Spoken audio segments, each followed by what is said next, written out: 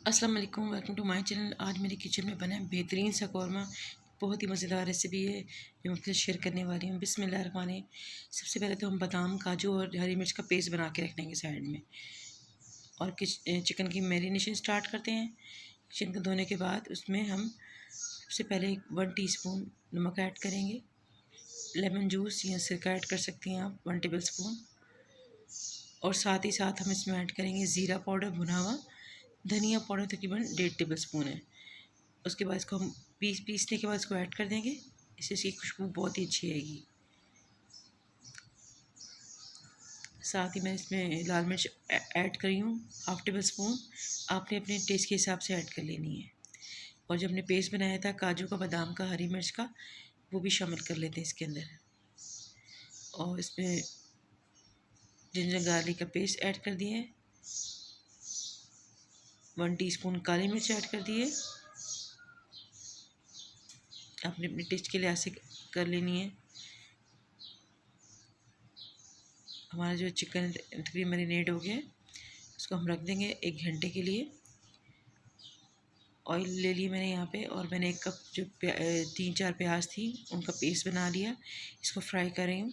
साथ ही इसको फ्राई करने के बाद हम खड़े गरम मसाले ऐड कर लेंगे। इसके अंदर मैंने 7 अदद इलायची ली हैं, 15 से 20 अदद काली मिर्च हैं, 6 से 7 लौंगे हैं, और जायफल जावित्री थोड़ी थोड़ी आपको नज़र ही आ रही होगी।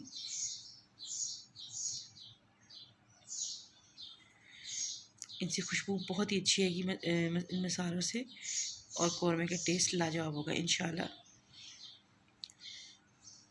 और इस तरह प्याज डालने से इसका टेक्सचर बहुत अच्छा आएगा। पहले हम प्याज को फ्राई करते हैं, फिर ऐड करते हैं। अब मैं लहसुन अदरक का पेस्ट ऐड कर रही हूँ यहाँ पे। इसको भी साथ ही हम पीस लेते हैं।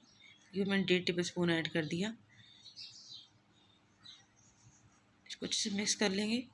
इसको भी तकरीबन 1 से 2 मिनट बनाएंगे। देखिए मैंने कलर चेंज नहीं किए, बस ऑयल आ गया ऊपर, तो हम उसमें हमारी जो मैरिनेट चिकन थी उसको हम इसमें शामिल कर लेंगे। इसको अच्छे से फ्राई करेंगे। कितना फ्राई करना है मैं आपको दिखाती हूँ।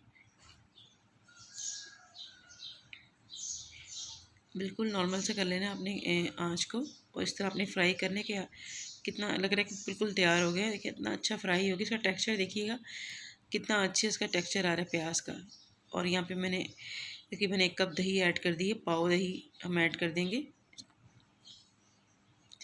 आसान सी झटपट सी बनने वाली रेसिपी, मज़ेदार। किसी भी दावत में बनाएं, आपके मेहमान खुश होके जाएंगे। दावतों वाला कौरमा है ये।